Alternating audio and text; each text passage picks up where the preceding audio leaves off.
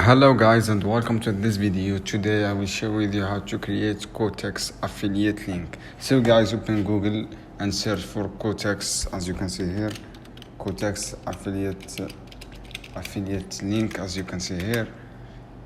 Just click this affiliate center guys and click here and try now, as you can see here, and just log into your account guys. After that, if you don't sign up, you can sign up with your email and password. Create a good password, as you can see here. This is my dashboard on affiliate center, and click this link, and this is your link guys, and you can generate a new link, as you can see here, and just click to save.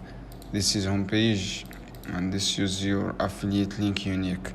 This is how you can do guys. I hope this video helpful for you. Then don't forget subscribe and like and share this video for more content. Any question guys, down below and comment here, and I will answer your question as soon possible.